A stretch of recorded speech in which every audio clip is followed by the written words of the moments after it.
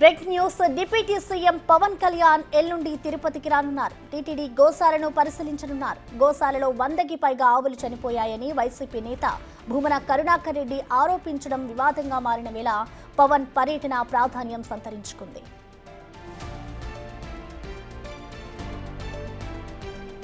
ఎల్లుండి తిరుపతికి deputy CM Pawan Kalyan రానున్నారు. టీటీడీ గోశాలను పరిశీలించనున్నారు. డిప్యూటీ సీఎం గోశాలలో 100కి పైగా ఆవులు చనిపోయాయని వైసీపీ నేత భూమన కరుణాకర్ రెడ్డి ఆరోపించడం వివాదంగా మారిన వేళ పవన్ పర్యటన ఇప్పుడు ప్రాధాన్యం సంతరించుకుంది.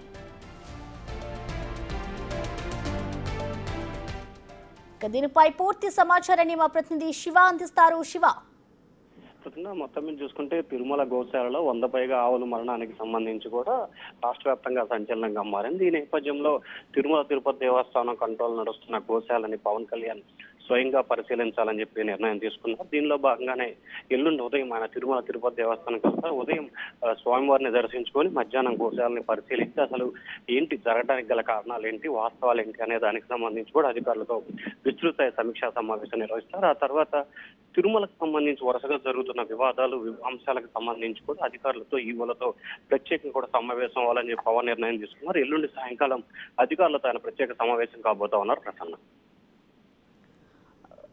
శివ, చూసుకుంటే ఇప్పటికే గో వివాదం ఏదైతే నడుస్తుందో తిరుపతిలో, దీనికి సంబంధించి ఒక్కొక్కరుగా వచ్చి అక్కడ విజిట్ కూడా చేస్తూ ఉన్నారు.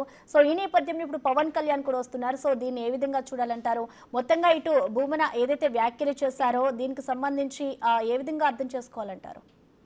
అంటే ఖచ్చితంగా రాజకీయ పార్టీలకు సంబంధించి వైఎస్ఆర్సీపీ హయాంలో జరిగిన అంశాలకు సంబంధించి కావాలనే వైసీపీ ప్రభుత్వంపై అలాగే టీటీడీపై బురదలే ప్రయత్నం చేస్తుంది.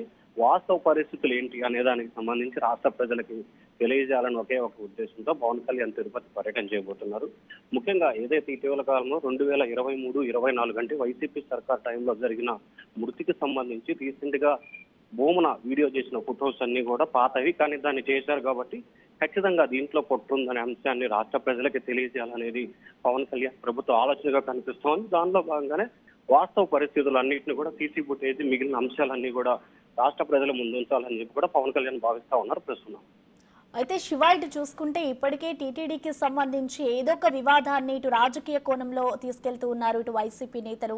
సో మొత్తంగా అక్కడ ఏం జరుగుతుంది ఏంటి అనే ప్రతి ఒక్కటి కూడా ఇటు ప్రజల్లోకి ఒక అవగాహన కల్పించేందుకు కూడా ఇటు కూటమి ప్రభుత్వం ప్రయత్నం చేస్తుంది. సో మొత్తంగా ఏం జరుగుతుంది అనుకోవచ్చు ఇప్పుడు టీటీడీని ఇటు పవన్ కళ్యాణ్ అక్కడికి వచ్చి చూసిన తర్వాత?